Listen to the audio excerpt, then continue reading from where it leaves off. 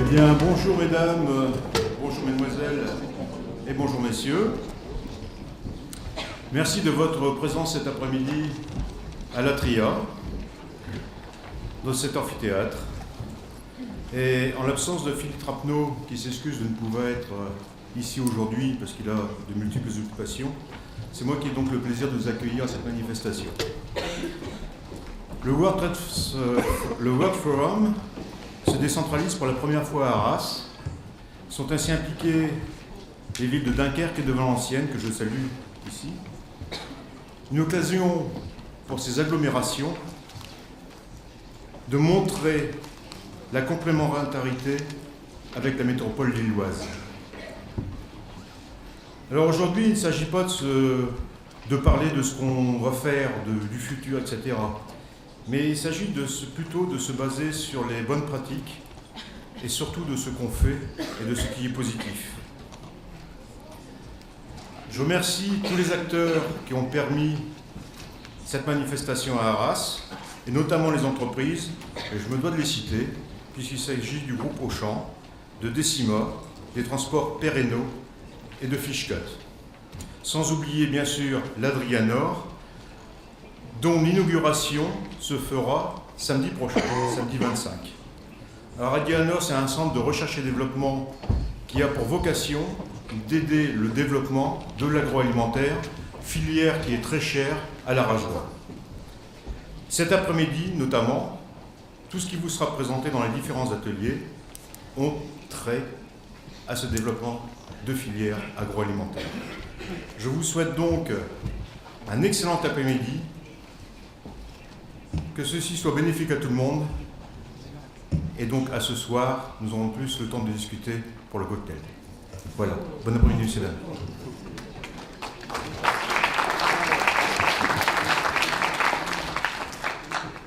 Bonjour à tous et bienvenue à la communauté urbaine d'Arras. Permettez-moi tout d'abord de m'excuser pour mon absence, mais je tenais par ce message vidéo à être présent parmi vous et pour vous dire tout le plaisir qui est celui de la communauté urbaine que de vous accueillir pour cette journée décentralisée du World Forum à Arras. Merci à Philippe Vasseur qui a fait cette proposition cette année. Pour nous, c'est une forme de reconnaissance sur le travail que nous avons accompli dans le cadre de ce que nous avons engagé avec la région, avec la CCIR, dans la troisième révolution industrielle, dans cette transition énergétique qui va nous guider dans les décennies à venir, puisque nous savons, nous ne pourrons plus continuer à nous développer de la même manière que par le passé. Alors ça passe bien évidemment par des décisions dans un cadre qui échappe bien à celui de la communauté urbaine, qui vont bien au-delà de la région. Nous devons bien évidemment travailler aujourd'hui différemment, à un développement plus harmonieux de notre territoire, tenant compte des besoins et des attentes de tous, sans compromettre bien évidemment l'avenir des générations futures. Mais sur la communauté urbaine, ce travail nous l'avons également engagé, et avec des petites opérations concrètes, que vous avez peut-être pu remarquer ce matin, notamment en visitant la Citadelle, avec tout un ensemble que nous sommes en train de réhabiliter, un lieu qui était une emprise militaire, qui était une tache blanche sur nos documents d'urbanisme, où tout est à reconstruire et où progressivement, avec des arrivées comme des entreprises comme l'entreprise Decima, vous avez pu voir les efforts qui ont été faits, notamment en termes de géothermie dans ce data center, où nous avons travaillé à réécrire un quartier, à construire un quartier, un nouveau quartier d'Arras. Progressivement, nous arrivons, je pense, à une démarche qui est aujourd'hui saluée et reconnue. Et puis, ce sont des opérations plus simples, qui peuvent apparaître plus simples, mais encore fallait-il pouvoir le faire. C'est tout simplement, sur notre centre aqualudique, et bien d'utiliser, comme nous l'avons fait, les eaux usées pour chauffer les bassins. Alors voilà, tout ça, ce sont des opérations qui n'ont pas forcément une grande envergure, qui sont à l'échelle de notre territoire, mais qui traduisent bien l'application qui est la nôtre dans cette démarche de troisième révolution industrielle, dans cette démarche de transition énergétique à laquelle nous avons adhéré complètement avec la région, je le disais, avec la CCIR, dans ce master plan écrit avec la collaboration de Jérémy Rifkin, mais dans lequel nous avons pris toutes et tous toute notre part. Je vous souhaite une journée de travail fructueuse. je vous sais mobilisé. Sachez que la communauté urbaine l'est aussi, vous l'avez constaté, je l'espère, et nous continuerons tous ensemble à écrire cette nouvelle page de notre développement économique. Merci, bonne journée.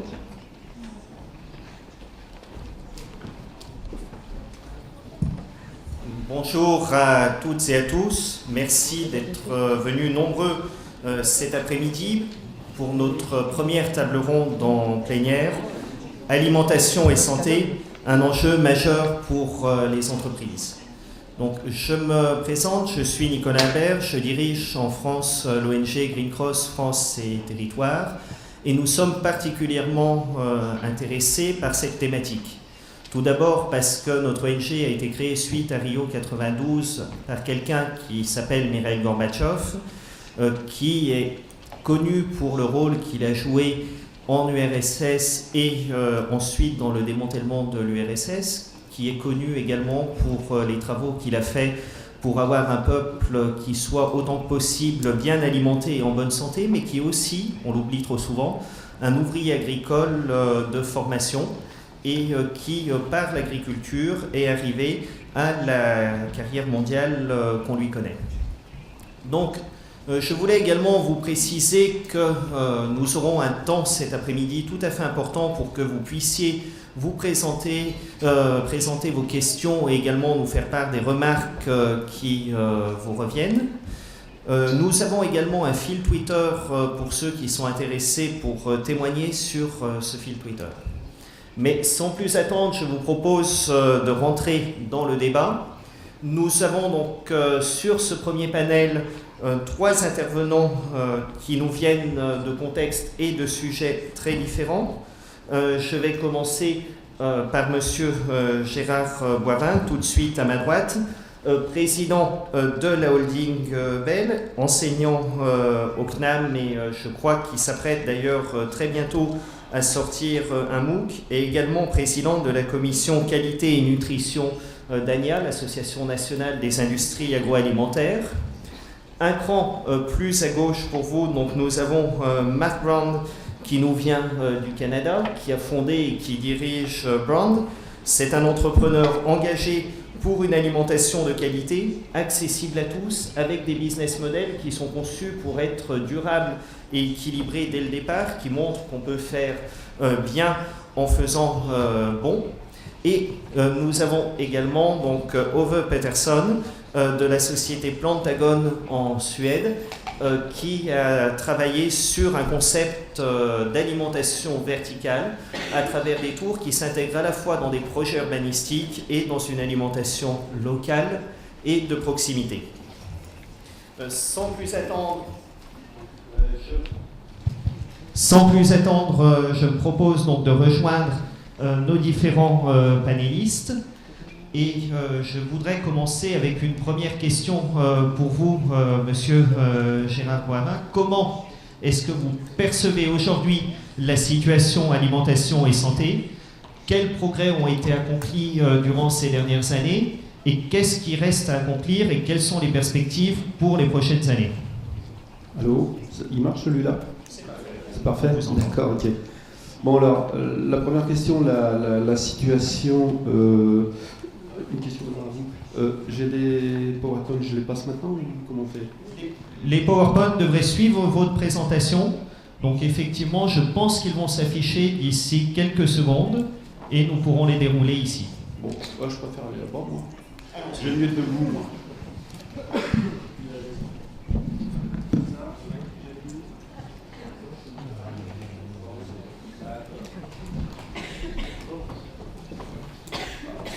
Celui-là marche aussi?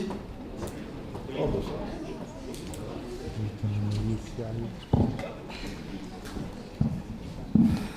Bien. Alors, il est clair que mon point de vue est celui des entreprises, mais avant de savoir ce qu'on fait dans les entreprises, il faut bien comprendre le contexte dans lequel nous sommes. Et il y avait eu un livre qui avait été écrit il y a quelques années, 10-15 ans je crois, qui s'appelait l'alimentation, la troisième médecine. La première étant la médecine que vous connaissez, classique, la deuxième ce sont les médecines douces, et la troisième on disait l'alimentation. Et je considère qu'aujourd'hui ce n'est plus ça, ça c'était il y a 15 ans, c'était avant. Aujourd'hui, je considère que l'alimentation est la première médecine, d'où le titre du slide. On va voir si ça marche. Et voilà. Donc en fait, hier, je suis ce que je mange. Le problème, c'est que les gens ne savent pas ce qu'ils mangent. Et il y a une cacophonie nutritionnelle qui est assez terrible. Et la conséquence de tout ça, bah, c'est ça. Ah, ça ne suit pas. Non, je reviens en arrière. Ah, premier, deuxième. Non. Oui, c'est ça. C'est ça, c'est moi qui me suis planté. Donc, demain, l'alimentation, votre première médecine. Alors, le problème, c'est est-ce que c'est vrai ou est-ce que c'est pas vrai? Et c'est ça la vraie question. Aujourd'hui, il y a deux problèmes. Le premier, c'est celui-là. Elle a faim parce qu'elle mange trop. Le deuxième, c'est celui-là. Voilà. Voilà.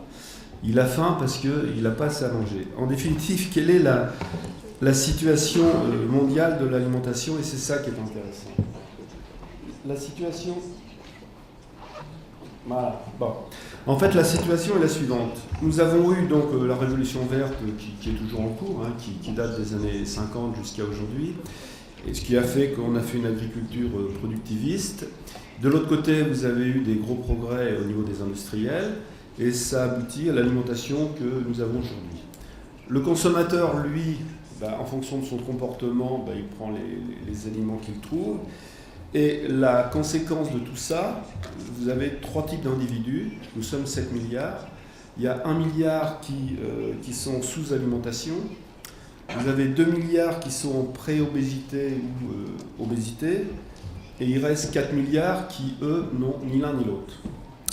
Le problème, c'est que les trois catégories, ceux qui sont, qu'ils soient en sous-alimentation, suralimentation ou qui, a priori, n'ont rien, eh bien, ont un point commun, c'est le déséquilibre alimentaire.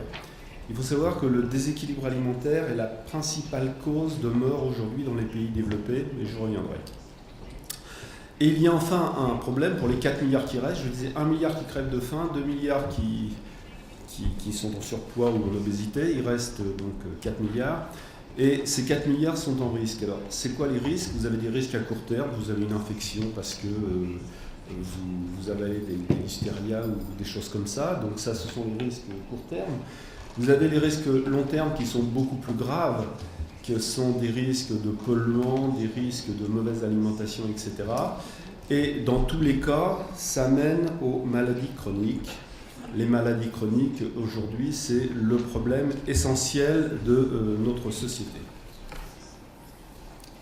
Alors, si on reprend les différentes catégories, la première catégorie, les gens qui meurent de faim. Donc, ils sont quand même 1 milliard, enfin 850 millions aujourd'hui. Donc, il y a à peu près 850 millions, 1 milliard de personnes qui meurent de faim. Et qu'est-ce que l'on voit? On voit que ce n'est pas un problème de disponibilité, parce que souvent on dit les gens meurent de faim parce qu'il n'y a pas à manger. C'est faux.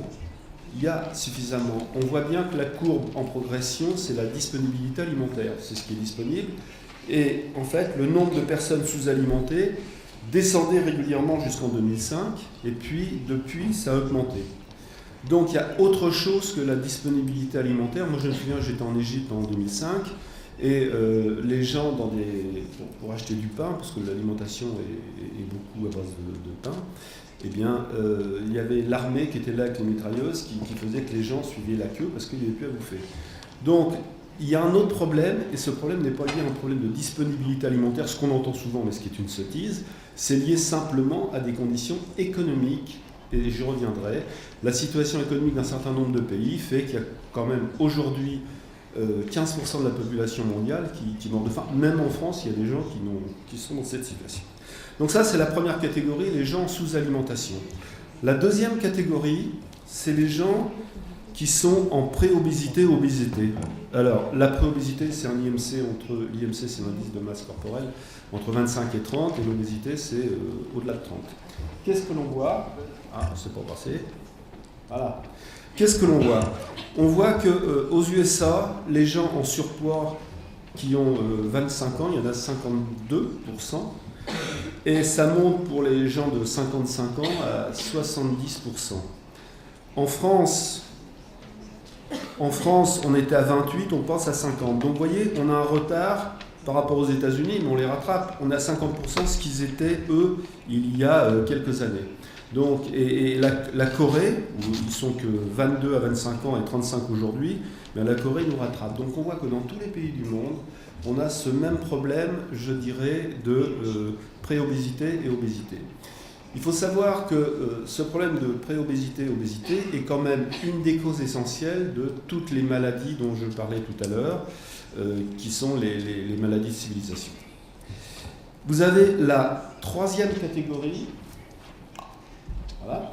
Ce sont les problèmes de risque à court terme. Alors, les risques à court terme sont essentiellement des risques microbiologiques, même s'il y a autre chose, hein, si vous avez une bille ou des choses comme ça, mais enfin, ce sont essentiellement des risques microbiologiques. Mais on voit que ça ne représente, vous voyez, sur l'ensemble de l'Europe, donc l'ensemble de l'Europe, mettons 300 millions à peu près, ça ne représente que 5000 problèmes. Bon. Or, aujourd'hui, vous avez les 2 millions sur 4 millions, ouais, les pays développés. Donc la moitié des gens dans les pays développés ont des problèmes. Donc mettons que ça fasse, prenons l'Europe, c'est déjà 150 millions. Donc on voit que les risques à court terme sont mineurs par rapport aux risques à long terme qui sont générés par cette alimentation, mauvaise alimentation, plus autre chose. Et enfin, la dernière catégorie, je dirais, c'est celle qui présente des risques à long terme. Alors, les risques à long terme, en fait, ça correspond à quoi? Ça correspond à tout, au niveau de la révolution agricole, donc les pesticides, l'excès de pesticides, l'excès d'engrais. Tout est une question d'excès ou d'insuffisance. Hein. Même au niveau de l'alimentation, on peut pas dire qu'il y a des bons ou des mauvais aliments. Il y a des excès de certains aliments ou des insuffisances en certains aliments. Et vous avez, au niveau des polluants, là aussi, il peut y avoir un excès de polluants. Il y a des additifs qui sont mauvais, il y en a d'autres qui sont bons. Il y a des plastiques qui posent problème, il y a des perturbateurs endocriniens qui fait que, par exemple, au Danemark, aujourd'hui, il y a 10% des bébés qui naissent de manière artificielle à cause des perturbateurs endocriniens. Et ça génère donc toutes ces maladies que l'on connaît, les cancers, les diabètes, l'obésité, troubles de la reproduction, etc., etc. Et en fait, il y a un problème pour les générations futures qui sont liées à essentiellement 4 types de matières. Donc les pesticides, l'excès de pesticides, les perturbateurs endocriniens, l'excès de perturbateurs endocriniens, les additifs, il y a un certain nombre d'additifs que l'on a en excès, et enfin l'effet cocktail, c'est-à-dire que lorsque vous prenez à petite dose, je dirais, un produit chimique, il n'est pas dangereux. Si vous en mettez 2 petites doses, 1 plus 1 ne fait pas 2, mais fait 4, 5, 6, 7, 8, etc., etc. Et en fait, on arrive donc à une situation aujourd'hui qui fait que le comportement alimentaire pose problème. Alors, on a l'évolution du comportement alimentaire. Aujourd'hui, on arrive à un profil plutôt d'Hitchcock qu'autre chose. Et donc c'est cette évolution de l'alimentation qui pose pour moi un gros problème. Alors au niveau de l'évolution, on a eu 6 phases. Je vous passe la première et la deuxième phase. La première phase, c'est de moins 500 000 ans jusqu'à moins 10 000 ans. C'est l'époque où les gens étaient chasseurs et cueilleurs. Ensuite, de moins 10 000 ans jusqu'à, j'ai pris 1790, comme ça c'est clair, on devenait agriculteur et éleveur. Et à partir de 1790 à 1890, donc c'est la troisième période, c'est l'alimentation énergétique. On est passé de 1700 kilocalories par jour à 3002. Vous allez me dire, on ne mange pas 3200 calories. Ce sont les calories disponibles. Il faut savoir qu'entre les calories que vous avez dans l'assiette et les calories disponibles, il y a un écart qui varie de 1000 calories à peu près. Donc ça, ce sont les calories disponibles. Quand on dit 3200 calories, ça veut dire dans l'assiette 2000 à 2200. Donc on a eu cette première période qui était une alimentation énergétique. Les gens, ils avaient besoin d'énergie. Et ça a été une période qui était assez exceptionnelle parce que ça a permis de développer, je dirais, les capacités intellectuelles, ça a permis de minimiser les maladies, etc., etc. Donc cette période jusqu'à 1890, c'était une période d'alimentation énergétique. Ensuite, de 1890 à 1990, on a eu une double transition. Transition alimentaire, transition nutritionnelle. Alors ça veut dire quoi, transition alimentaire, transition nutritionnelle? D'abord, la transition alimentaire, ça veut dire qu'on a changé nos modes d'alimentation. On a diminué les féculents et les céréales. On a augmenté la consommation de fruits de salade. On a augmenté la consommation de graisse et de sucre. Et donc ça a été la transition alimentaire. Et ensuite, il y a eu la transition nutritionnelle. La transition nutritionnelle, eh bien, vous avez eu une diminution de la consommation de glucides, qui est liée au fait qu'on consomme moins de féculents et de céréales, une augmentation de la consommation de matières grasses et une stagnation de la consommation de protéines. Donc, double transition, transition alimentaire d'un côté, transition nutritionnelle de l'autre. Et ça nous amène aux années 90. Ensuite, de 1990 à 2020, c'est la période où on est aujourd'hui. On a eu une double transition, là aussi. On a eu une double mutation, disons. On a eu d'abord une mutation économique. Donc ça a été la crise, je vous parlais tout à l'heure de 2005, c'était la crise de 2008 qui continue d'ailleurs. On est en crise depuis 5 ans, donc la question qui se pose, est-ce que c'est une crise ou est-ce que c'est un changement de société? Donc cette transition économique et le plus important, cette transition glucidique. Alors vous allez me dire, c'est quoi ce mot barbare, transition glucidique? En fait, c'est fondamental. Aujourd'hui, il y a deux types de glucides. Vous avez les glucides simples et les glucides complexes. Vous n'avez pas les sucres simples et les sucres rapides, ça c'est une grosse erreur. Vous avez les glucides simples et les glucides complexes.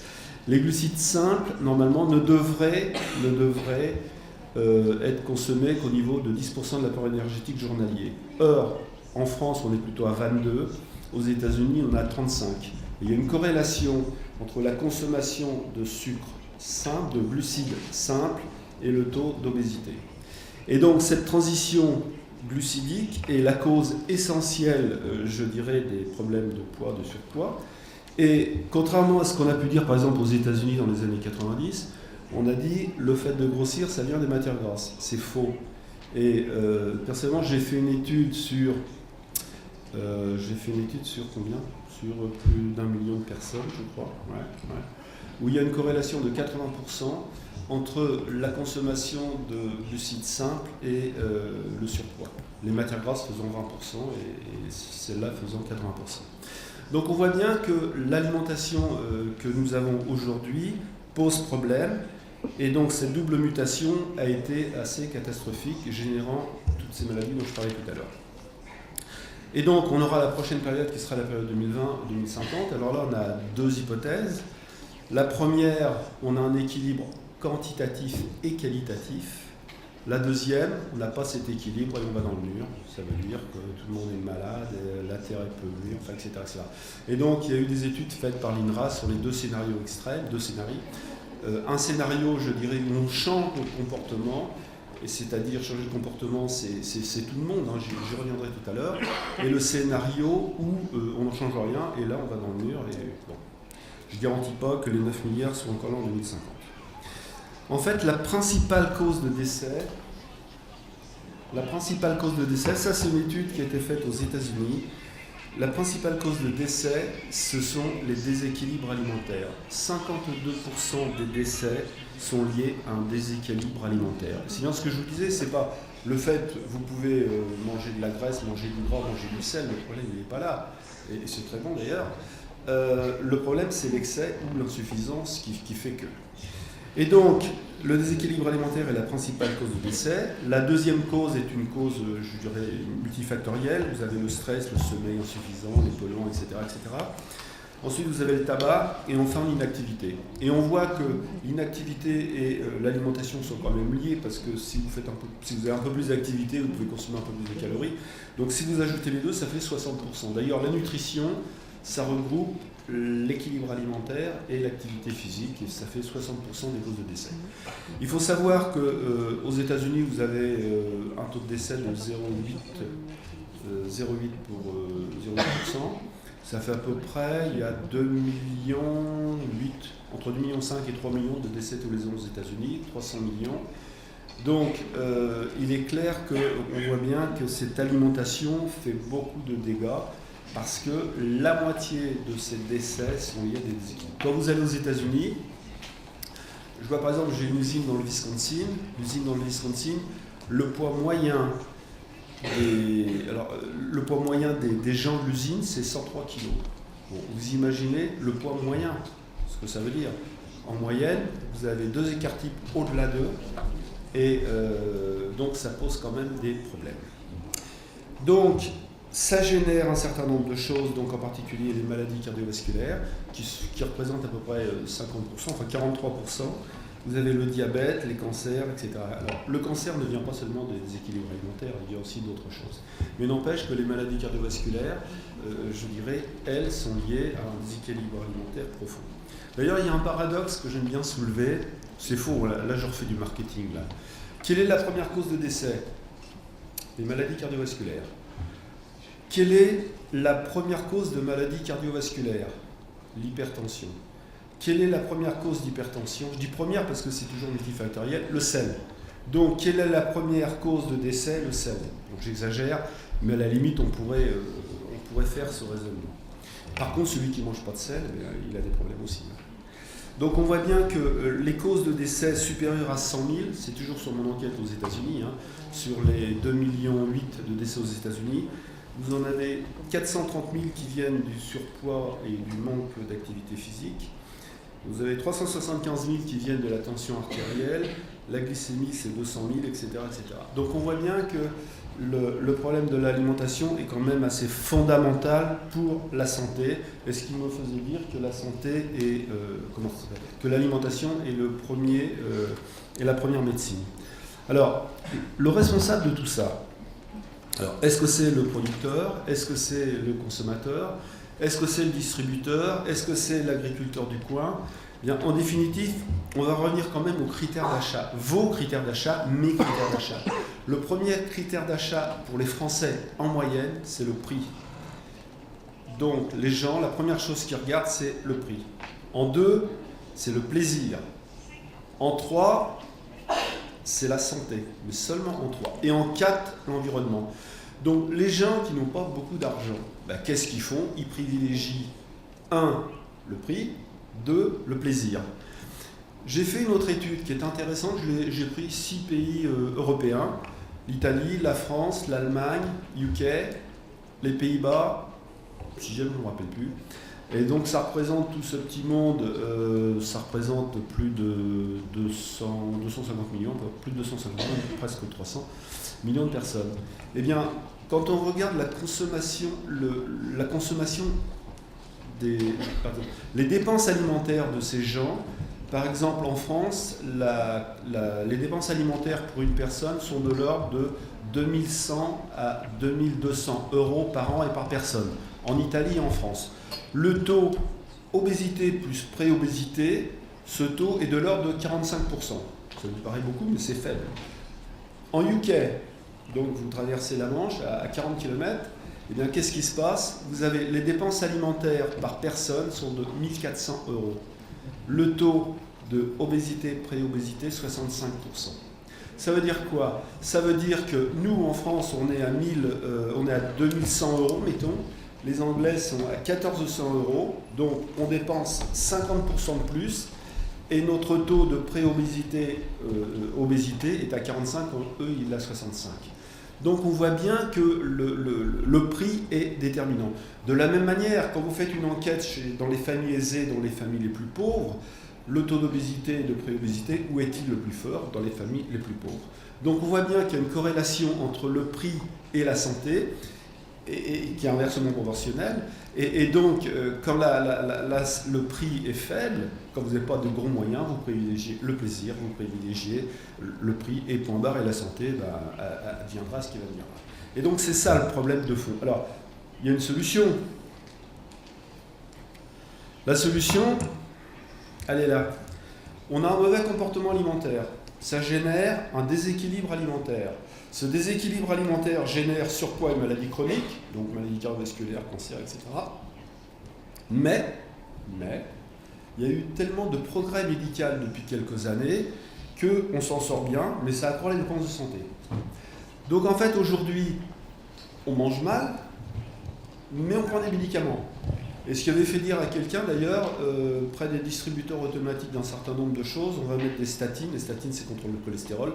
Vous prenez quelque chose de beaucoup, et vous mangez une statine et ça va mieux. Donc on voit qu'aujourd'hui, en définitive, on se dit bon ça va, je mange mal, mais je vais voir le médecin et tout va bien, je vais bien. Mais je dirais, la difficulté, c'est qu'aujourd'hui, les dépenses de santé sont énormes, les caisses sont vides, et donc le fait de faire ce genre d'analyse n'est pas la bonne. Et c'est pour ça que je pense qu'il faut changer, mais il faut changer à la fois notre comportement alimentaire, et il faut changer notre comportement de santé.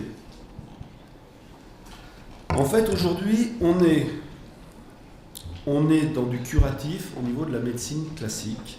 Donc tous les jours on mange 3 fois par jour, on mange 1000 repas par an, et si vous vivez jusqu'à 80 ans, 80 000. Donc si vous faites 80 000 fois une erreur, eh bien vous allez voir votre médecin, il vous donne des statines, des machins, des trucs, tout va bien. Bon. Mais ça peut plus durer parce que l'espérance de vie en bonne santé commence à diminuer. Elle commence à diminuer, alors elle ne diminue pas pour les plus de 65 ans, parce que eux, ils ont mangé plutôt bien. Elle commence à diminuer pour la tranche 50-65. Mais pour vous, les jeunes, parce que la majorité d'ici, vous êtes jeunes, votre espérance de vie va diminuer si vous ne changez pas vos méthodes, votre manière de consommer. Donc, en définitive, pourquoi je dis que l'alimentation est la première médecine? Parce qu'il faut passer d'une médecine curative, je mange mal mais je prends des médocs, à une médecine préventive, et la médecine préventive, c'est une bonne alimentation.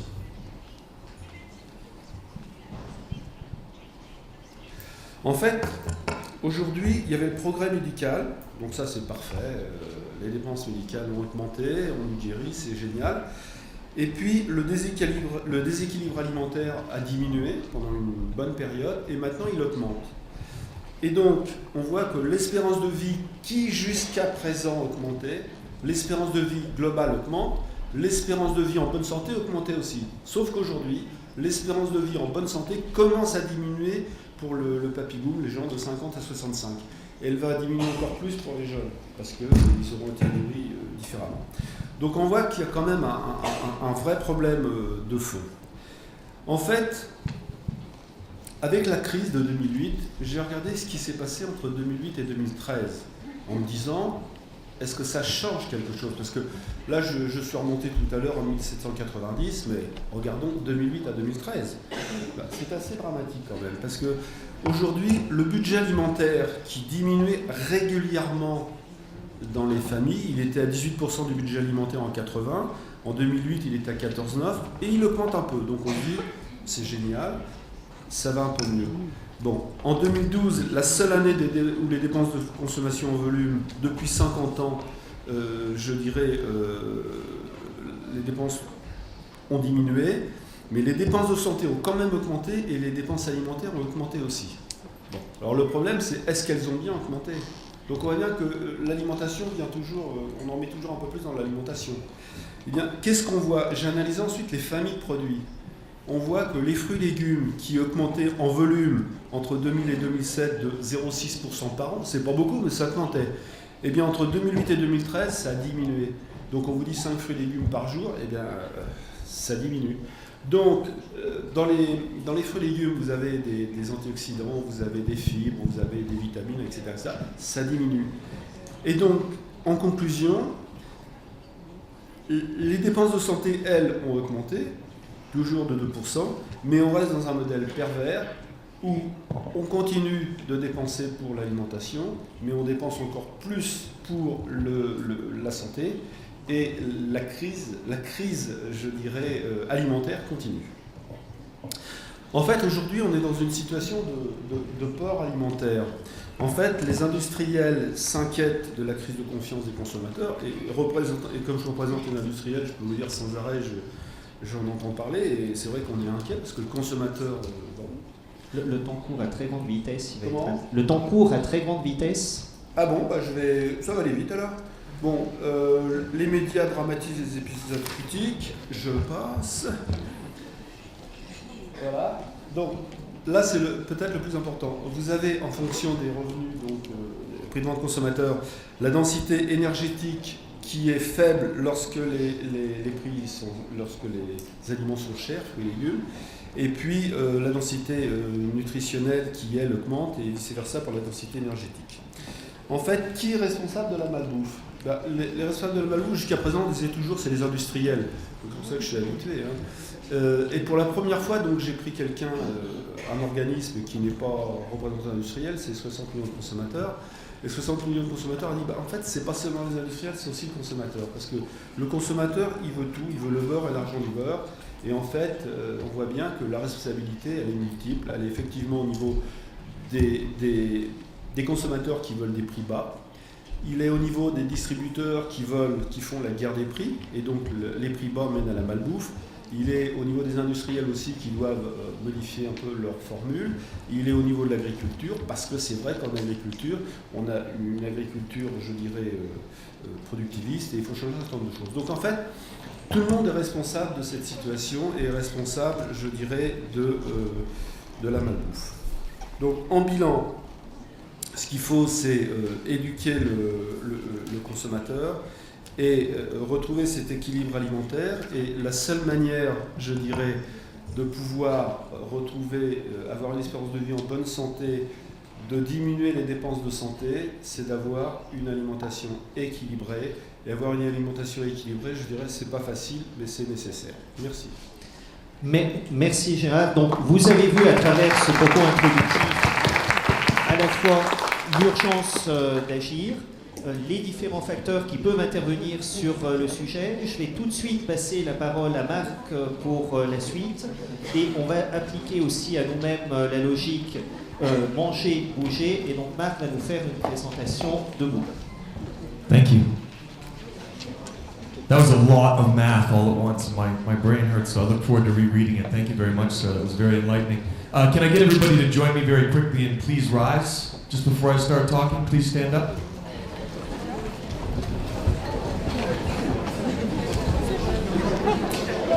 Thank you. Really, this will be fun, I swear. Now just follow me very quickly, being mindful of who's standing next to you. Bring one hand in like this. After me, please. Thank you. And then the other hand in. And let's be thankful we're not the 15% that we're all talking about with food issues, because we're all very blessed to be able to live this life and be here today. And we're going to discuss a lot about food. Okay, sit, relax, stretch out. Tell me you didn't want to stand up and stretch. So we heard a lot about science. We're going to hear a lot about technology. I'm going to talk about hands in the dirt. My name is Mark Brando. I'm a restaurateur from Vancouver, BC in Canada. I own 7 different restaurants and food businesses, including an 11-acre farm, which is a brewery that grows hops, onions, garlic, tomatoes. But what differentiates me as a restaurateur is my consistent pursuit of not technology, but of getting people's hands into the dirt. So what we see here is a sports stadium in British Columbia where we have a terrible football team. And this was a parking lot that was slated for development. With the city's funding, a group called Soul Food, S-O-L-E Food, I'll put it up on my Twitter later on, were able to create an urban farm in the center of downtown. Now, everybody's seen an urban farm, we all get it. The yields are great, the produce is fantastic, the air in Vancouver is very good, the water is some of the best in the world. But what differentiates Soul Food and its sustainability is that the people who are employed there are recovering drug addicts, people with mental issues, and essentially people who are generally unemployable. So folks who have found themselves in a position where they can't find their way out. Does anybody at home have a garden or a farm? Can I see hands, please? And how does it make you feel when you put your hands in the dirt? I'm gonna go with fantastic. Okay, I thought so. It does. It's really wonderful for the soul. We have a counselor, Andrea Reimer, in Vancouver, who lived on the streets for almost 15 years, was a drug addict. She reformed by working in a farm. And it's one of the greatest places of reform. What you can also see here is an abundance of leafy lettuce. We have tremendous restaurants in Vancouver of every cuisine imaginable, and one of our issues is sourcing and trying to source locally because of emissions. We all understand that your food, especially you guys, because you can't grow so much because you don't have a lot of land to work with, is very difficult to source locally. With what this gentleman will say afterwards, you're going to start to understand where the technology is. What I'm saying is looking at it as an entire ecosystem and a community. So people who really need our help and also need our food. This example we're looking at is a bunch of really excited people sitting on dirt. I think that was self-explanatory. But this is the first school subsidized farm in Vancouver. So the school system, the school board, after being petitioned allowed the backyard of the school to be turned into a farm. The food is working in the cafeteria. The students are learning about the ecosystem and also farming there. And classes are held like history, describing why there was great land battles over crops, as they used to be a huge part of our economy, even more so than now. What's incredible about this is I work with a lot of troubled youth and kids who don't have very much money, and we work in school teaching them specifically where their food comes from. And in North America, if you ask many kids who are between the ages of 5 and 11 years old, they say from a can or a box, because that's where the majority of it for them comes from because of their station in life. This is where it should come from. So we teach them over 13 weeks how to grow food in their classroom. We bring in vegetables like eggplants, which they've never seen before, and we taste through everything and understand it. For all of this man's research and this gentleman's technology, nobody's going to care if they don't understand what food is and where it comes from. It's the most important part, is education and understanding. Otherwise, it just becomes something you do. It's enough fuel to continue to go play video games, to go to school, whatever that is. If you really understand the ecosystem and working with it, and everything that goes on your plate and your body, it's incredibly important. So we start with the children. This is me on the internet. I'm going to cut my presentation short because I don't have a whole lot of metrics. I'll tell you a few quick stories. That's my Twitter right there.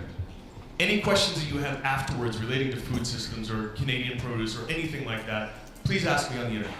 I'm very happy to respond and have this conversation because we only have an hour and a half, even though I flew 15 hours to come see you.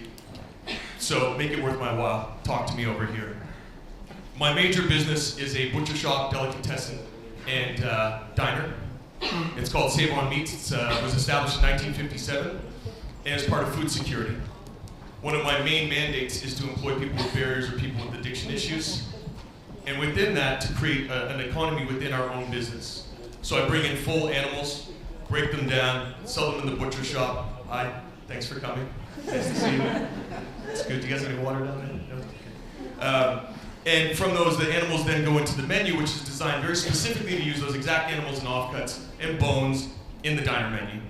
So if the diner doesn't also sell the meat or the food products or the vegetables, it goes into a meal program for the local SROs. And an SRO is an 8x10 room or a transitional apartment for people who are living in transition from the street. We feed almost 800 people a day in a 5-block radius. Where the business is situated and where you see all of these other places is in Canada's poorest postal code. It's also the largest open-air drug market in North America. Methamphetamines, crack cocaine, heroin abuse. It's in a 5-block area, really a social experiment for many, but for me it's my job.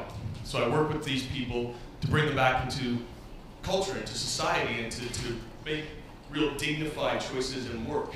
The people who get fed the meal program, then get taught about the meal program, and come to work for me, hopefully, earning themselves a living wage and getting back into the economy.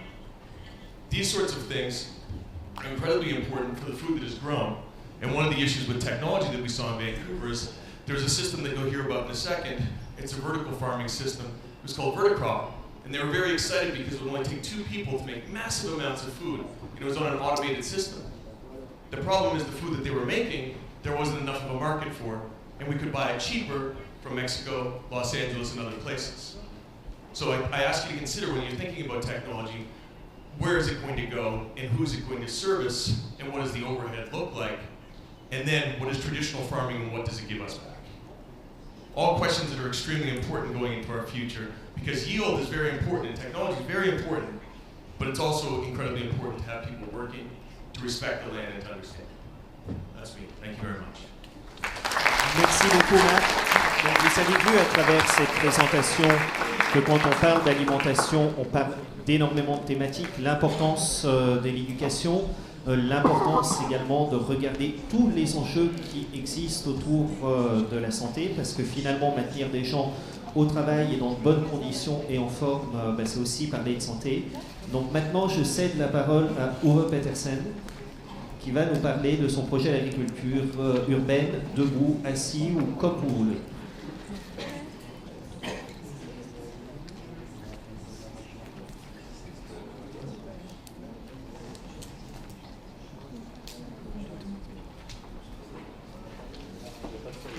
Ça va venir.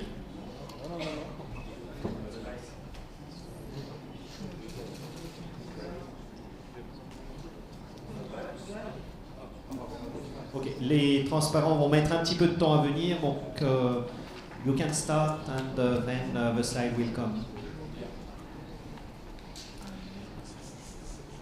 Oh, hi everyone. Is it working? Yeah. Perfect. My name is Uwe Pettersson and I'm the CEO of Plantagon since 2011. Plantagon is a company that has a rather unusual ownership. We have an indigenous people, they are called Onondaga Nation, that are actually situated in the north of America. And they decided together with a Swedish company to find solution of how to feed the future megacities. They actually didn't know how they should do that, but they know it's a big issue, so they decided to do it. And after a while they were approached by a Swedish innovator, actually a gardener, which had studied the production of food in an industrial way outside the cities.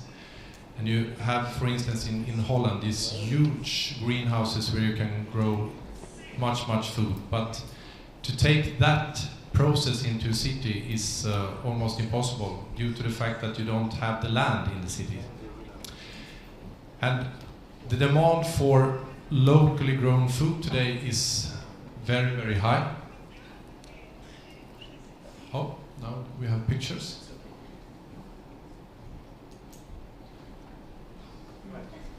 Now, I just take you through this fast.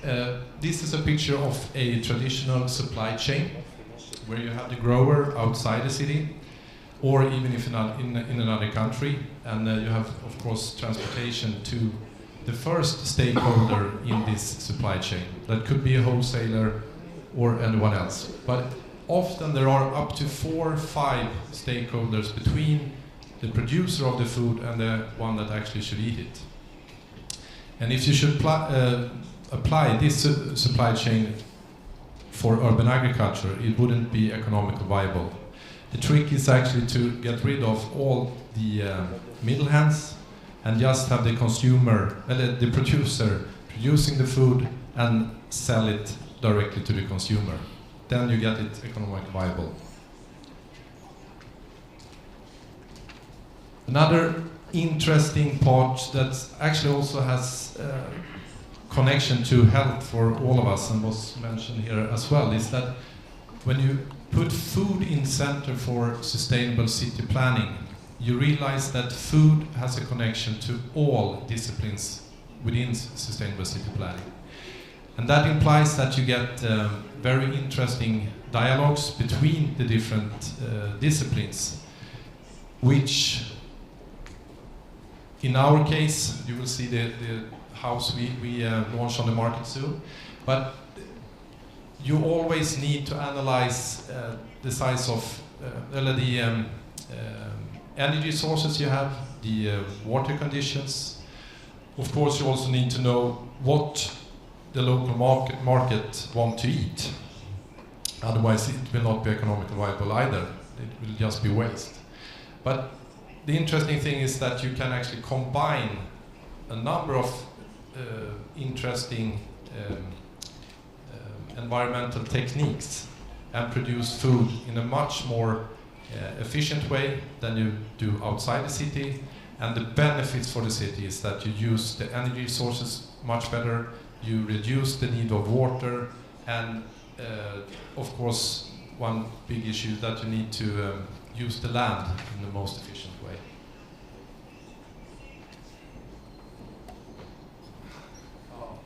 Sorry, should be one more picture there showing our house. What we have done, I take it by heart here. We have a solution now where we can grow food in an industrial way in a city, and the solution now is that you actually have a building. It could be the one that we have in our lead project. It's a 60-meter high-rising building. And on that we attach a facade solution, which we have developed with a cluster of Swedish clean tech companies. And in that facade you have a 4,000 square meter growable area, which will move in an industrial process, so the production will in the end be what 40,000 square meters growable area will produce outside the cities. And it's very, very hard to find 40,000 square meters in any city, I guess. So going vertical is probably the only solution when you're talking to megacities. One other good example for that is a country as, like Singapore, where we have our other project with their leading university. It's called Nanyang Technology University. And they have decided as a country that they shall grow vertical, because otherwise they can't produce enough food. The rooftop will not be enough, the land, they don't have the land. And they import as much as 98% of all food they have today. So they have set a goal now to increase the production of salad to begin with from 2% to 40%. And that is what our solution are so interesting for them, because it's not possible to grow that much food if you don't imply new techniques and combine all the different disciplines that actually need to work together to make the cities much, much more sustainable than they are today. Merci. Et finalement, moi, j'aurais une question à vous poser tous les trois. C'est que quand j'écoute les présentations, je vois qu'il y a des innovations qui existent qui sont tout à fait intéressantes. Je vois que l'innovation n'est pas que technologique, mais à supposer que, comme le disait Gérard Boivin, je suis un consommateur qui pense à autre chose que simplement au prix, je commence à être un petit peu perdu. Donc si vous deviez rassurer et guider un consommateur, quels sont les trois mots-clés et les trois inquiétudes qu'il faut qu'il ait en tête s'il se préoccupe de sa santé, et quelles sont les trois raisons d'agir ou les trois éléments positifs que vous avez envie de lui présenter pour lui dire où il doit aller. Rassurer notre consommateur, donner-lui une perspective. Et je vais peut-être commencer pour répondre à ceci par donner la parole à Marc, et Gérard et Ove pourront compléter ou lancer la polémique s'ils le souhaitent. First of all, I think Montreal, Canada is embarrassed of me right now that I'm listening to my French through headphones and a translator. Secondly, the two most important things for consumers right now in my neck of the woods, and one thing that is going to become very important to every single business, is that social give back. So where in the late 70s and early 80s, eco and green was so incredibly important and on the rise, they bucked back against it a little bit. Now it is intrinsic in every business. It has to be. It's part and parcel of what we do. Next will be social. And over 85% of the planet is looking towards what those innovations are and vetting companies based on their social give back and their real CSR. Not the CSR that they like you to believe that they do, but vet your companies and understand what they are and demand that they do better for our entire planet. And then number two is the hyperlocal movement, is where that happens, whether it's being grown in a vertical X-frame across in a housing project or it's being grown in a parking lot. People are really interested to be able to touch and feel and understand where their food comes from and to be a part of that system, and they'll pay a premium for that. And I think that really shows. That premium also showing that goes back as a subsidy to people who need it, and that's the social component.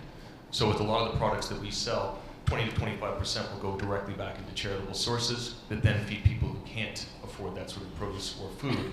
And a lot of those people are donors as well when it goes back. So social responsibility, understanding where it comes from, and then of course the health value of all of it, so it's not sprayed down and shipped over the border. En fait, ça marche ? Ouais, ça marche. En fait, il y a trois choses pour moi qui sont fondamentales. La première, c'est, je crois, de savoir ce que l'on veut à terme. Il faut avoir une vision de ce que l'on veut, et il faut choisir. Est-ce qu'on veut augmenter son espérance de vie ou est-ce qu'on veut augmenter son espérance de vie en bonne santé?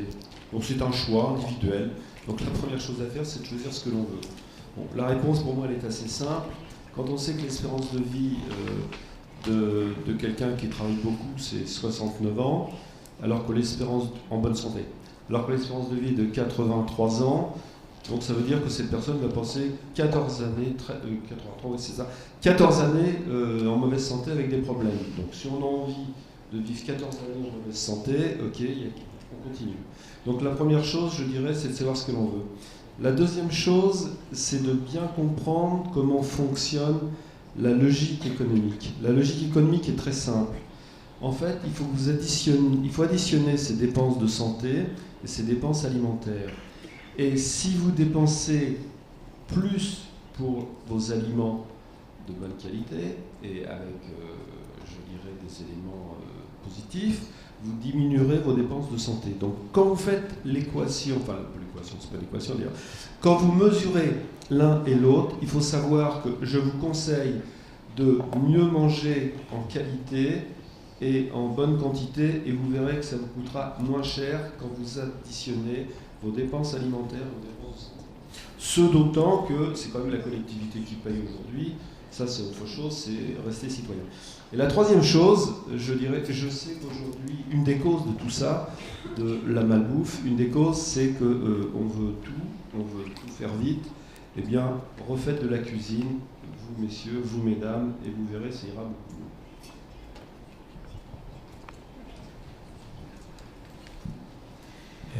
I would like to raise this question to a much higher level, and that is also what Plantagon are doing now. The food security issue, to be able to provide enough food and enough good food for everyone, is actually a global problem, but it needs local solutions. Our solution implies that you actually bring the industry of food to the local site where the food should be eaten. I guess it's very important for a customer not to see local grown food as an advantage, because you know what you're going to eat, and many people also want to reduce their own CO2 mark on this planet. So if they can reduce the CO2 emissions, they will act accordingly. But from our perspective, cities all over the world need to include food security in their risk management profiles, because otherwise it's a risk for everyone living in a city that you, if not are out of food, the food will be much more expensive. The last food crisis, I think, was 2008, and almost everyone I talked to have forgotten what that implied. But it's important to see the total picture as a customer, not only your own perspective in your own family, in your own city, because we all affect the global climate, the importance of cities, and that is also, if you study the indicators from FAO, the new ones, we can see that food production, where it is done today, actually will have large problems due to water scarcity and other problems. So, yeah. Ce qui nous repositionne sur le rôle central de l'agriculture, effectivement, au sein de nos vies. Ce tour d'horizon étant construit, on va vous donner la parole. Un micro va circuler dans la salle. Donc, je vais laisser le temps aux personnes qui le distribuent de se rapprocher du micro. Ce qui peut être intéressant, c'est de vous présenter brièvement en 2 mots et de poser également votre question ou votre remarque brièvement dans la langue que vous préférez, en français ou en anglais. Ça sera traduit. Donc, est-ce qu'il y a des questions ? Le plus difficile, c'est toujours de poser la première, mais madame à l'arrière droit de la salle, je crois, a une question. Et si vous avez d'autres questions, levez-vous ensuite, levez la main ensuite, que nous puissions vous identifier. Donc, madame au fond.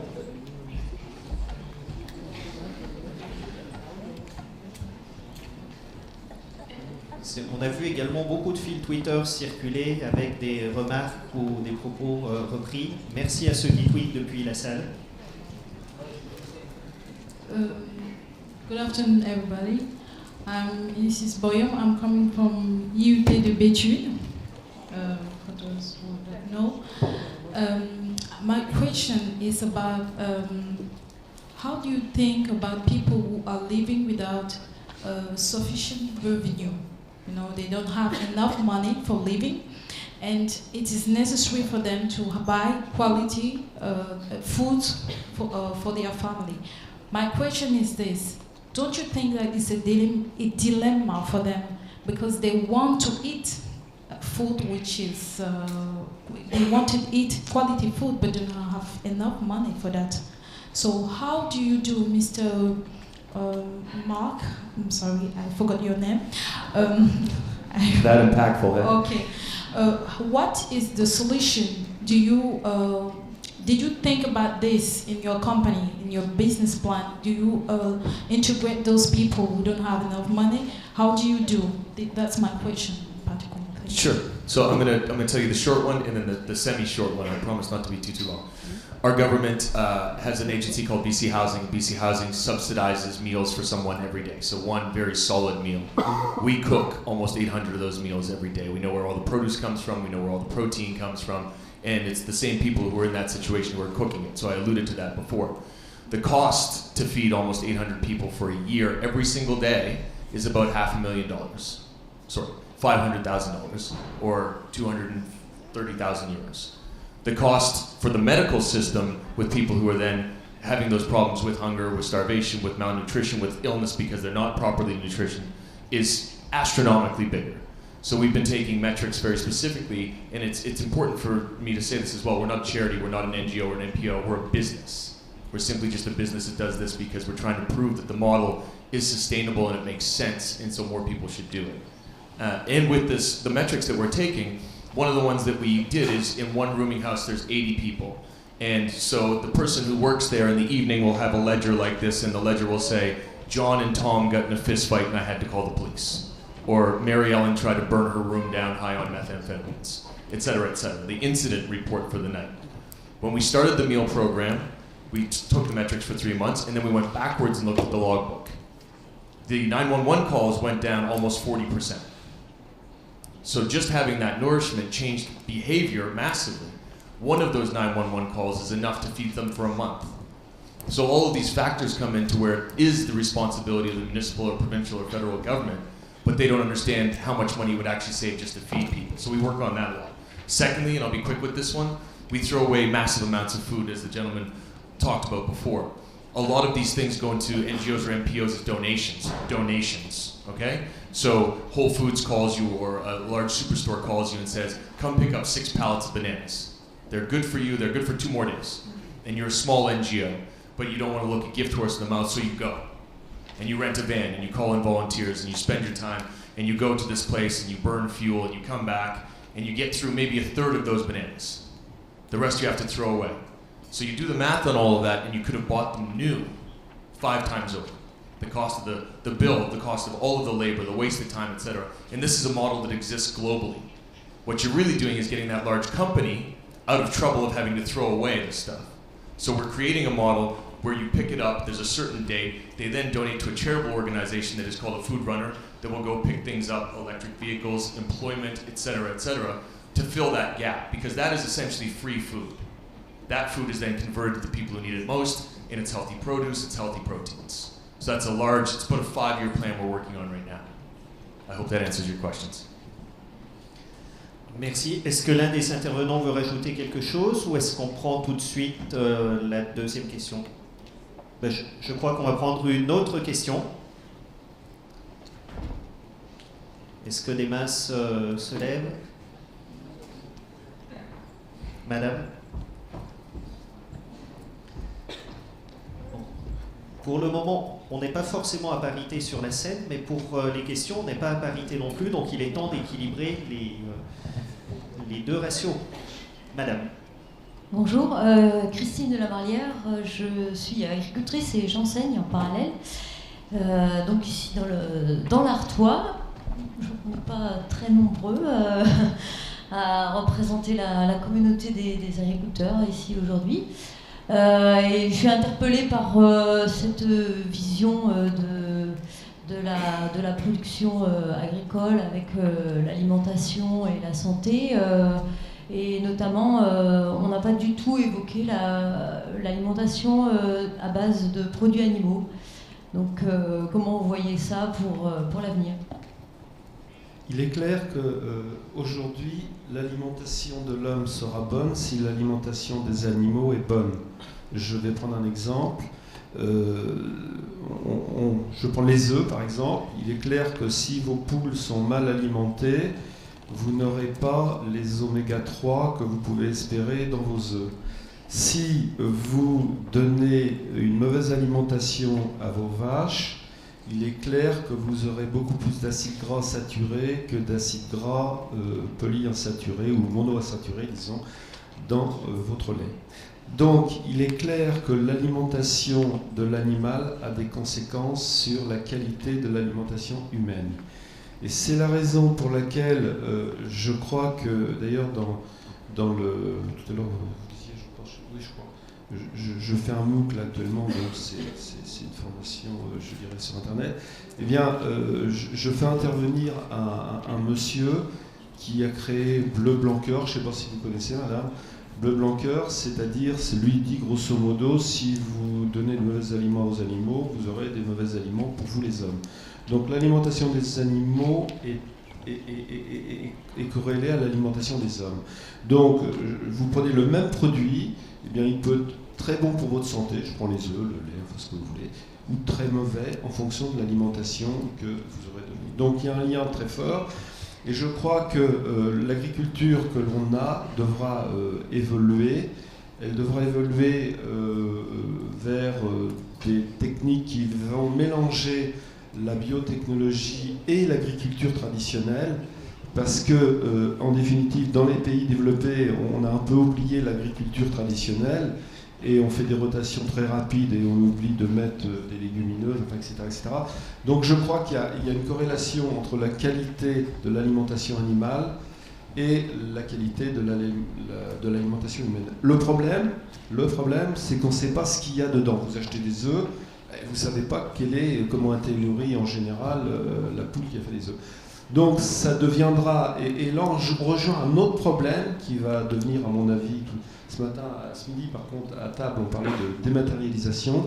Là on est en train de travailler sur la dématérialisation des aliments à partir de votre téléphone. Vous pourrez regarder ce qu'il y a dans les produits que vous achetez. Et il est clair qu'il est important qu'on comprenne bien le lien entre l'un et l'autre. Je me permets de compléter votre question. Il y a des initiatives aussi qui sont de plus en plus visibles pour limiter fortement ou supprimer les antibiotiques de l'alimentation animale. Il y a des abattoirs, je pense notamment aux abattoirs AIM en Sud-Normandie, qui ont interdit les antibiotiques et surtout, au-delà de la question d'interdire qui finalement est facile, qui ont mis un process et qui ont innové pour arriver à se passer l'antibiotique. Et il y a peut-être une deuxième question derrière la vôtre, c'est la question de la réduction de l'empreinte écologique de ce qu'on mange. Parce que notamment sur Terre, on ne mange pas ni de jaguar, ni de lion, ni d'éléphant. C'est peut-être très bon. Quand on mange des produits de la mer, on mange souvent des produits qui sont tout en haut de la chaîne alimentaire. On a vu apparaître l'an dernier au World Forum des gens qui produisaient des insectes et qui nous ont permis de déguster des insectes. Là, on est beaucoup plus bas sur la chaîne alimentaire. On voit apparaître de l'algoculture, que ça soit sur de la spiruline, que ça soit sur d'autres algues qui sont peu intrusives. Et par contre, je crois aussi que des gens comme Marc, à travers les cours de cuisine, donnent envie de déguster des petits poissons, donnent envie de déguster des parties de l'alimentation animale qu'on n'a pas forcément l'habitude d'accommoder parce qu'on ne sait pas les cuisiner.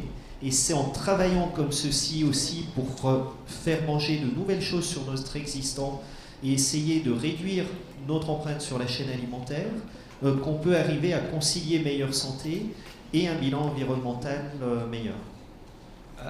En complément de ça, complément du complément, j'ai fait une étude pour regarder quelle était, en fonction du régime alimentaire, quelle était l'empreinte écologique, alors mesurée par le gaz à effet de serre. Je reconnais que ce n'est pas le seul indicateur, mais c'est le seul qu'on puisse quantifier.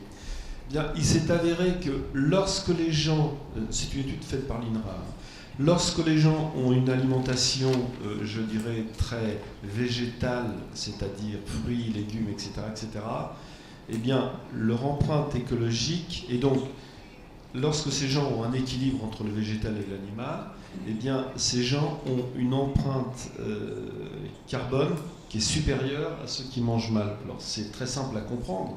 C'est très simple à comprendre. Quand vous mangez du sucre, du gras, eh bien, votre empreinte carbone, elle est plutôt faible. Et c'est paradoxalement, et je reste convaincu qu'on peut corriger le tir, c'est-à-dire que je reste convaincu qu'une bonne alimentation générera, je dirais, à terme. Mais aujourd'hui, c'est pas vrai. Et les gens de l'INRA, quand ils ont démarré l'étude, ils espéraient qu'il y ait un lien entre bonne alimentation et empreinte carbone. C'est avéré que c'était le contraire. Cette étude est disponible, je ne sais pas si vous l'avez vue. Ça fait partie des nombreux paradoxes. Et l'une des pistes de solution peut arriver à travers la réduction du gaspillage alimentaire. Voilà. Alors, on rejoint l'autre problème qui est le gaspillage alimentaire. Il faut savoir, et là, on va prendre le problème globalement. Il faut savoir qu'aujourd'hui, il est produit dans le monde 4600 calories par personne et par an. Ces 4600 calories tombent à 4000 après récolte. Ça veut dire qu'à la récolte, on perd 600 kilocalories. Donc on passe de 4006 à 4000. Ensuite, l'alimentation animale. Il faut savoir qu'il faut grosso modo 5 calories végétales pour une calorie animale. Donc on arrive de 4000 kilocalories à 2008. Il y a 1200 kilocalories qui sont des kilocalories qui est lié au taux de transformation de végétal vers l'animal. On arrive à 2008, c'est les calories disponibles.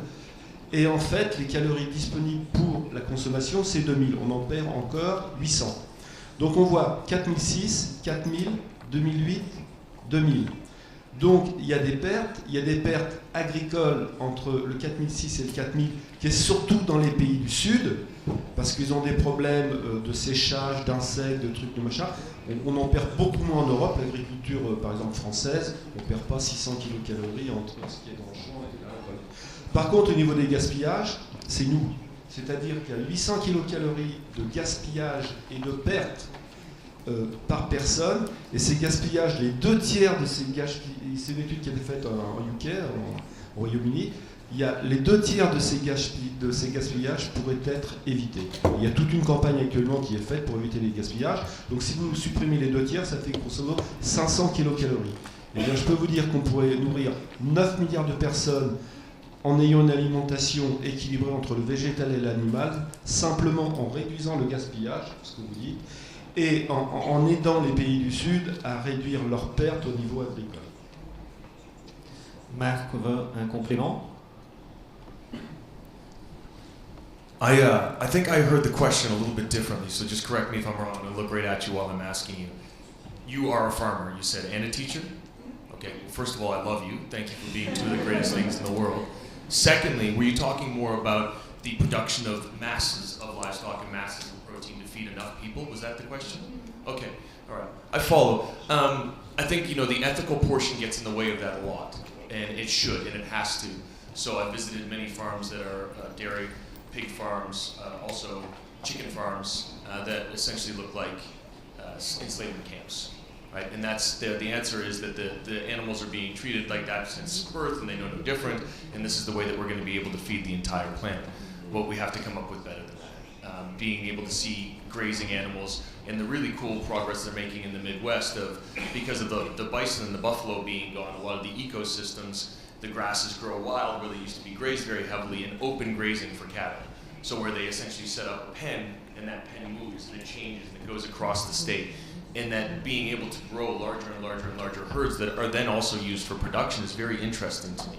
I think that there's a lot of models, especially in North America, Canada in particular, where there's so few of us and there's so much land, that we could really become one of those global producers and need to be one of the larger global producers for things for people with less land and less ability to do those sorts of things. But the ethical treatment has to come. And I'm not trying to sound too much like a hippie today. I just think it's really, really, really important.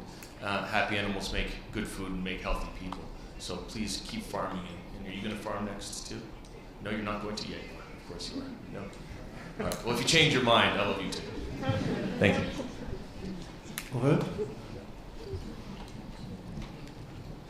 From my perspective, I have been involved in discussions with people in Holland, which actually have tried to implement meat production together with vegetables production in a city.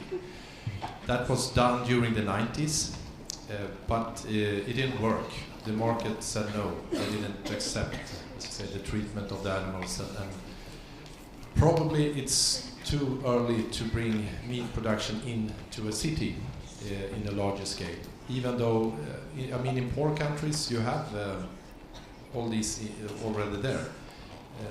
You have animals, you grow food, etc. But in a industrial production, I think the market isn't ready yet. And the question with these ethical frameworks, I guess, also need to be discussed more, how we treat animals and if they should be transported over large areas or whatever. So, the market isn't ready.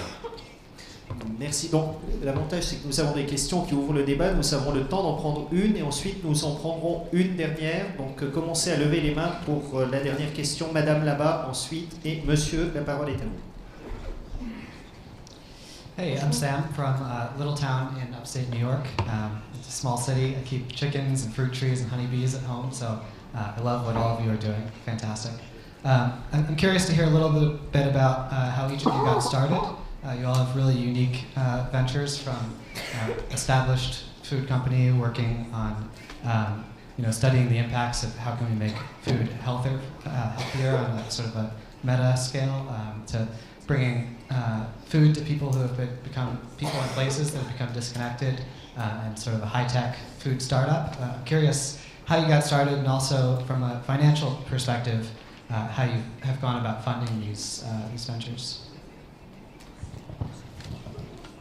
Mark? Sure, I can summarize that very quickly. I don't have any education in the food business whatsoever aside from working in the food business. And I've done every position. I started working in it when I was 12 years old as a dishwasher, and then making pizza, and then fell in love mainly with how we consume food and the time that it happens in. So how beautiful it is to be around a table, and where I'm from in Canada is just up from you in Nova Scotia, Nouvelle-Écosse, where everything happens in the kitchen, everything happens as food. So I became addicted to it and really wanted to understand the systems from a very young age. I liked process and started cooking at that age too. And it took me literally all over the world. I've lived in Nigeria, in Australia, in Tunisia, in London, in Calgary, all throughout the States. And from that, started to understand that I could see the healing powers that food had from other people and organizations. Like, I'm not sure if you're familiar with Judy Wicks from White Dog Cafe. Look her up. She's going to be your new favorite person in the world. And using that as social entrepreneurism, but not just, we didn't call it that 30 years ago, we just called it community. So you're responsible for other people in your community. You're responsible to be a good contributing member in your community, and food systems are one of the major things that do that. So I was funded personally with debt, credit cards. I started my first restaurant on $89,000. It was the most award-winning restaurant in Canada that year. And from that, we were able to get great leases, great partners, and built out 13 full businesses and cost centers, which have now retracted down to 6, with the main focus on production, on employment, and on understanding the food systems going forward from a very organic and hands-on place. So I think that answers your question. If not, I'll come see you in upstate New York. I love it there. Je crois que Gérard voulait compléter également la réponse. En fait, le problème, il est plus global. C'est un problème d'éducation alimentaire. Et ça commence, je dirais, dès le plus jeune âge. Et je me souviens avoir fait une intervention, que ce soit auprès de plusieurs ministres, en leur disant il faudrait bien commencer presque à l'école maternelle à apprendre ce que c'est que les aliments, l'éducation alimentaire. Et c'est la raison pour laquelle, moi personnellement, depuis maintenant 3-4 ans, j'ai lancé cette chaire alimentation et santé, parce que je crois, et j'ai fait le tour aux États-Unis, on parle beaucoup dans les universités américaines de nutrition et santé. Mais ce que vous mangez, ce n'est pas des nutriments, c'est des aliments. Et lorsque, par exemple, il y a eu beaucoup d'études faites, je prends un exemple, les acides gras saturés, on vous dit les acides gras saturés vous donnent des maladies cardiovasculaires. D'accord ? Mais ça ne veut rien dire. Ça ne veut rien dire. Pourquoi ? Parce que, en fait, quand vous ne mangez pas que des acides gras saturés. Et lorsque vous prenez par exemple du lait, vous buvez du lait, vous avez du calcium et des acides gras saturés, et le calcium freine l'assimilation des acides gras saturés. Et donc, on se trompe, donc ce qu'il faut, c'est regarder le problème de santé et les aliments, et pas les nutriments. Et au niveau médical, on travaille beaucoup sur les nutriments et pas sur les aliments. C'est pour ça que j'ai lancé ma chaire il y a 3-4 ans. Et en définitive, ce qu'il faut, c'est vraiment cette éducation alimentaire qui doit se faire, je dirais, auprès de toutes les populations. Aujourd'hui, on vit vraiment dans une cacophonie alimentaire. Quand vous voyez une émission de télé, il y a 9 émissions sur 10 qui vous critiquent, je dirais, la bouffe industrielle. Donc on parle beaucoup des trains qui n'arrivent pas à l'heure, mais on ne vous parle pas de ceux qui arrivent à l'heure. Et pour un journaliste, une bonne nouvelle n'est pas une nouvelle, une mauvaise nouvelle est une nouvelle. Donc en fait, on vous parle que de ça, mais ce qu'il faudrait, c'est aussi apprendre aux gens, et pas seulement les professionnels, pas seulement les gens de la distribution, de la restauration, les industriels, ou qui vous voulez, les agriculteurs. Il faut que tout le monde, je dirais, puisse le faire. Et c'est pour ça qu'il y a tout un travail à faire. Au moins, si on ne le fait pas sur l'école maternelle, j'exagère, mais qu'on le fasse au moins dans les lycées, parce que en plus maintenant il y a la demi-journée, là, on peut faire des activités, donc qu'on fasse de l'éducation nutritionnelle, qu'on apprenne à faire la cuisine, etc. etc. Et c'est vrai que quand on a, ce qui est mon cas, moi je ne sais pas faire de cuisine, hein, mais je vais vous dire, je regrette, parce que c'est vrai que j'aurais pas eu la même vision, à force de manger les trucs que j'ai dû goûter un peu plus jeune. Eh bien, il y a des conséquences après. Donc, ce qu'il faut, faites de la cuisine, achetez local, et ça ira beaucoup mieux. D'ailleurs, s'il y a des chefs étoilés qui sont dans la salle, je me permets de citer une initiative qui marche bien. On a lancé, en ce qui concerne les crosses, un concours. On demande à des chefs étoilés de faire pour moins de 7 € un repas qu'ils font en moins de 7 minutes devant la personne qui va le manger. Donc, si l'année prochaine, le World Forum revient et qu'on a ça pour le déjeuner, je pense qu'on aura été entendu. Madame, pour la dernière question. Alors, je vais juste profiter de la dernière intervention de M. Boivin. Je suis Danielle Poutraine, consultante en éducation sensorielle, en alimentation et santé. Et juste par rapport à votre dernière intervention, je pense que justement, il y a vraiment un mouvement qui existe depuis une quinzaine d'années autour de l'éducation alimentaire. Je pense qu'il y a un vrai besoin de créer des espaces de réflexion autour des espaces sociaux alimentaires, parce que je pense qu'il y a énormément d'initiatives qui se méconnaissent. Chacun travaille dans un domaine et on se dit oui, il faut faire ça, alors que ça se fait juste à côté, mais on ne le sait pas. Donc je pense qu'il y a urgence à la concertation. Donc des classes de goût, des programmes d'éducation alimentaire, ça existe depuis très longtemps. Le ministère de l'Agriculture a mis en place tout un travail. J'ai participé au déploiement national des classes de goût, donc on pourra en reparler si vous voulez, parce que ça existe, il ne faut pas réinventer, il faut peut-être l'améliorer encore, l'adapter, etc. Mais je pense qu'il y a vraiment des initiatives très intéressantes à croiser.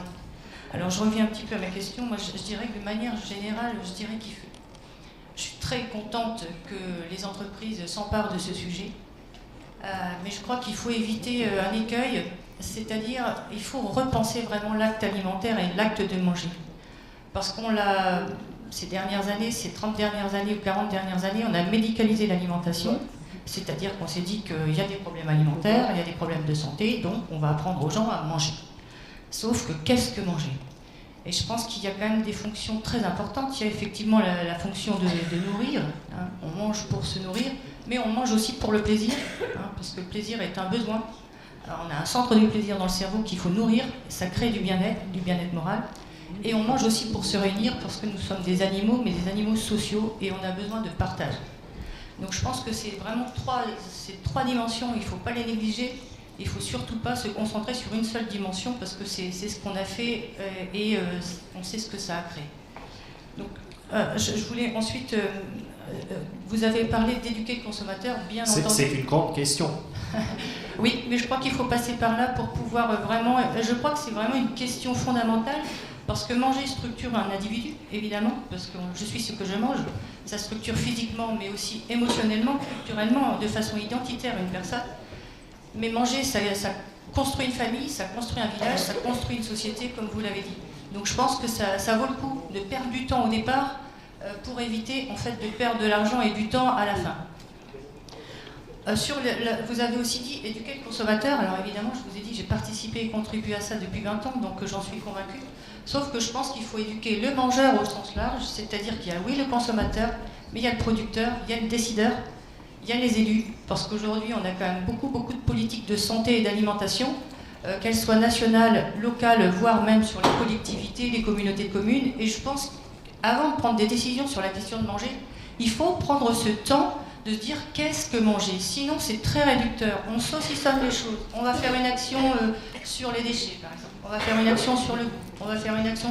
Mais non, mais tout ça... On a bien compris, je pense, l'intérêt de prendre le temps, mais si vous pouvez en arriver à la question pour nous laisser le temps de la conclusion, ça va nous permettre aussi de pouvoir répondre sur cette logique de redonner du temps. Je pense que je n'ai pas forcément une question. Je pense que sur ces propos-là, les personnes vont pouvoir réagir. Et surtout, c'était une proposition peut-être de créer enfin des espaces pour réfléchir collectivement, toutes les parties prenantes, à ces questions de manger. Merci. Je voudrais réagir sur les 3 points que vous avez abordés. Le premier, sur le fait qu'il y a des choses qui existent, je suis d'accord. Sauf qu'il faut que ce soit généralisé.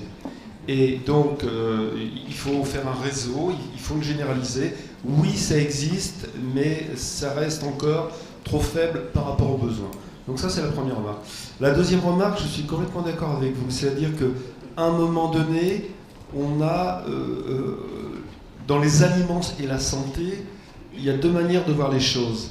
Il y a ce que j'appelle les aliments santé de première génération, c'est ce qu'on a appelé les alicaments, où on vous donnait des produits avec 0% de matière grasse, etc., etc. Et je peux vous dire que tous ces produits se cassent la figure. Aujourd'hui, qu'est-ce qui marche? Ce sont les produits plaisir, mais qui, dans l'esprit, alors là je redeviens un homme de marketing, mais qui, dans l'esprit du consommateur, sont bons pour lui. Je vais prendre un exemple concret. Aux États-Unis, aujourd'hui, les yaourts grecs font 50% de part de marché. Ça n'existait pas il y a 10 ans. Et aujourd'hui, ils font 50% de part de marché aux États-Unis. Alors pourquoi? Bien parce que dans l'esprit des gens, les yaourts grecs, c'est des yaourts hyper protéinés. Et dans l'esprit des gens, les protéines, en France on a les ducans, les protéines, ça fait maigrir. Ce qui n'est pas vrai, mais les protéines, ça calme la faim. Eh bien, les yaourts protéinés, hyper protéinés, que sont les yaourts grecs, vous avez quoi? Vous avez des probiotiques, des microbes, c'est bon pour l'intestin. Vous avez des protéines, ça calme la faim, et ça marche. Donc les gens, on leur dit pas, manger des yaourts grecs, c'est bon pour votre santé. Ce qu'on faisait avant avec les produits, les alicaments. Donc aujourd'hui, le consommateur, il ne veut plus être guidé en lui disant tu manges ça parce que c'est bon pour ta santé. Ça marche pas. Il faut que c'est plus subtil que ça. Les yaourts grecs marchent aux États-Unis, ça marche en UK, ça se développe en Allemagne, en France, en Italie. Pourquoi? Parce que les gens ont compris que les produits hyperprotéinés, c'est plutôt bon pour la santé. Si en plus il y a des probiotiques, c'est bon pour le microbiote, enfin pour l'intestin. Et donc quelque part, aujourd'hui, on est dans des aliments santé de 2e génération. Et ces aliments santé de 2e génération doivent avoir une qualité. Le plaisir. Et c'est clair que les gens sont prêts à payer plus cher s'ils ont le plaisir. Mais il faut aussi, et les gens commencent à s'apercevoir qu'il y a une retombée positive. Et c'est ce que j'appelle donc ces aliments santé de 2e génération. Mais je dirais, on est passé des aliments de santé de 1re génération entre 2000 et 2015, si vous voulez. 2014, excusez-moi, j'avance d'un an. Et dans les 15 ans qui viennent, on sera dans les aliments santé de 2e génération. Et ces aliments santé de 2e génération, ce seront ceux qui seront bons pour la santé, mais perçus par le consommateur plus ou moins consciemment. Mais on ne dira pas manger là-dedans parce que ça va réduire votre taux de cholestérol ou ça va réduire votre poids. Enfin, tout ça, ça ne marche pas. Les aliments anti-cholestérol, les aliments pour maigrir, tout ça, ça ne marche pas. Ce qui marche, c'est des aliments bons qui ont des retombées positives pour vous en tant que consommateur. Ove et Marc ensuite veulent réagir, je suppose. Yeah, I just want to answer the gentleman asking why I started to work with food first. It was actually after seeing the movie with Al Gore. If you remember, he went into a skylift and lifted up very, very high up in the air, and the conclusion was this was the first time I realized how badly we have treated the planet, and if the CO2 emissions were to be more, my grandchildren will fly outside because this will be too windy to be outside, and the water level will rise. So for me it's more a thing of sustainability as a whole. Food is one thing, water is another, air is another. You need to combine all these discussions because they are linked together. And I totally agree with you as well that we need to be more educated. It shouldn't be that you watch a movie with Al Gore to react. You should have this knowledge from the beginning, of course. But these kind of events, of course, these brilliant presentations, I learned more from this than I knew in my whole life about things here. So I guess these kind of meetings are important, but it's also important to do things, to really show that you can make a difference and not just talk. Marc? I really like that last part of the statement. Action is so incredibly important. While theory plays a large role in what we understand and how we learn, getting out and trying it and making mistakes and collaborating and ensuring that there's not a lot of duplication, because there is so much duplication, which the lady referred to. Of course, all these things have been happening. We'll then reach out and find the community and the other people who are talking about those same things. These forums are just as important for us, if not more so we can collaborate and connect globally and start to understand what each other is trying to do, because we'll get there faster, or somebody's already there where you're thinking about something, and we can't rely on the internet for everything. So the thought of having open source for a lot of the things that we're talking about, and not having this race to save. One of the things that we come into contact with a lot is people are now competing like they used to start hedge funds and saying, I'm going to be the one who solves this, and it's becoming massively competitive versus collaborative, because there's a lot of money in saving the planet too. So think about that when you're judging food systems and what's going on. But I'd also just like to say it's been an honor and a pleasure to be up here on stage with these two gentlemen. Thank you for all your input and questions. It's been very enlightening. Merci. Vous pensez bien qu'au moment du débat où on en est arrivé, il serait vraiment très présomptueux de se dire on va faire une conclusion tout de suite. Et Marc a fait une remarque qui me semble très claire, c'est qu'on est tous les uns et les autres ce qu'on fait. Il y avait une fille qui s'appelle Seven Suzuki, à l'époque elle avait 13 ans, elle nous l'a rappelé à Rio 92, et c'est quelque chose qui est important parce que sur ce sujet, comme sur bien d'autres, les consommateurs, s'ils le prennent, ont le pouvoir de changer le monde. Et j'aurais envie donc de terminer en demandant à chacun de nos trois intervenants quel est l'engagement qui leur tient le plus à cœur de partager avec vous et de prendre au nom de leur entreprise pour améliorer notre santé et notre alimentation, surtout pas avec une blouse blanche, on l'a bien compris, avec quelque chose qui donne l'impression d'être très médicalisé, mais en se reposant sur ce mot-clé du plaisir et de l'effectivité dans l'action. Est-ce qu'on commence par Over, ensuite Marc et Gérard? Our commitment is to continue to invest money in R&D to provide the market with new innovative solutions for producing good and healthy food. And we are already doing that in Singapore, Sweden and China, and that we will continue to do. The recommendations for the whole market is, and it's also what Patagon is all about, it's more about sharing than greed. And we don't need more competition, we actually need more cooperations, we need to share information, etc., etc. So that is the promise from our side. Ours is to continue exactly what we're doing and expand it and put a Save on Meats style operation in every major city. We've been approached by many already, but we want to prove out in a 5-year model that this thing is not redlining consistently and there's a real reason to do it, and that you actually can be financially viable while keeping 30% of your employees with disabilities or with barriers. And also committing to your own society and community. We were the first Canadian restaurant registered as a B Corporation. For those of you familiar with that, it's a really neat thing that keeps us to our mandates. Our corporate policy had to change in its actual language that we were trying to do good things for the planet, and it's scored. And so I don't want to talk about anything unless it's in this kind of a forum to create action. It's time on our planet just to be doing things. Enough talk, it's time to work. Gérard. En fait, moi, ce que je souhaiterais, ça rejoint le premier PowerPoint que j'ai fait tout à l'heure, c'est la situation 2020-2050. Et en fait, en dehors de mon métier de diriger une société, je dirais, si je fais des conférences comme celle d'aujourd'hui, si je fais un MOOC, si je crée une chaire, etc., c'est parce que je souhaite qu'on ait vraiment... Alors, le mot est trop à la mode et il me gêne, mais malheureusement, je n'en ai pas trouvé d'autre, qu'on ait une alimentation durable, donc qui soit équilibrée en qualité et en quantité. Parce que je pense franchement, alors cette phrase aussi est banale, vous l'avez entendue 20 000 fois, mais je la répète, on n'hérite pas de la terre de nos parents, on l'emprunte à nos enfants, mais c'est vrai. Et je crois que moi je ferai un combat personnel à la fois parce que on a reçu, moi quand je suis né, je dirais, on a eu une terre qui était en bon état, et on va vous laisser, les gens de ma génération, une terre qui n'est pas en très bon état.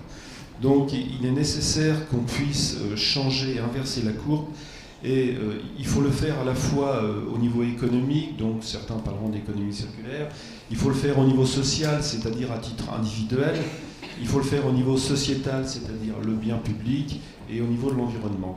Et je crois que ce genre de manifestation, pour moi, c'est un déclencheur. Alors j'espère que je ne prêche pas dans le désert, mais si je le fais, c'est parce que j'aurais bien qu'à partir de 2020, on prenne conscience que les choses doivent changer. Alors elles commencent à changer, madame le disait tout à l'heure, elles commencent à changer, mais ça ne va pas assez vite. Or, le temps nous est compté par rapport à cette terre. Aujourd'hui, il nous faudrait 2 terres et bientôt 3 pour tous les déchets que l'on fait. Et il faut vraiment que l'on change notre manière de voir les choses. Et c'est pas pour nous, c'est pas pour les gens comme moi, parce que moi, je suis plus près j'ai fait plus de la moitié de mon parcours, mais c'est pour nos enfants, nos petits-enfants. Et je crois qu'il y a vraiment un challenge qui est... L'Hydra a fait, je vous disais tout à l'heure, 2 scénarios pour 2050. Il y en a un qui est catastrophique. On continue comme maintenant, on va dans le mur. Et il y en a un autre qui est positif, mais il faudra changer beaucoup de choses. Il faudra que le consommateur change, il faudra que les distributeurs changent, il faudra que les industriels changent, que les agriculteurs changent. Et je dirais que les politiques nous soutiennent pour faire tout ça. Mais il y a vraiment un enjeu mondial qui est pour moi fondamental. Alors il y a un enjeu énergétique, mais celui-là, il est pris. L'enjeu alimentaire est beaucoup moins pris, et je pense qu'on doit le faire tous ensemble. C'est effectivement très important d'agir et d'agir concrètement. On a l'exposition universelle de Milan qui va se passer très bientôt. Paris accueille le monde sur la question climatique à Paris Climat 2015 et notamment sur la thématique alimentaire. Il faudra qu'on soit digne de cette représentation. Très concrètement, on a passé l'après-midi à discuter sur des chaises en carton recyclé post-consommation et c'est un premier pas. Bon, vous avez dû voir que sur la vaisselle jetable, on avait encore des progrès à faire puisqu'on avait des bouteilles d'eau en plastique, mais on cherchera à s'améliorer pour la session d'après. Merci à chacune et à chacun pour votre temps. Merci à la ville d'Arras et à la communauté urbaine pour son accueil. Bon World Forum et merci également à nos intervenants.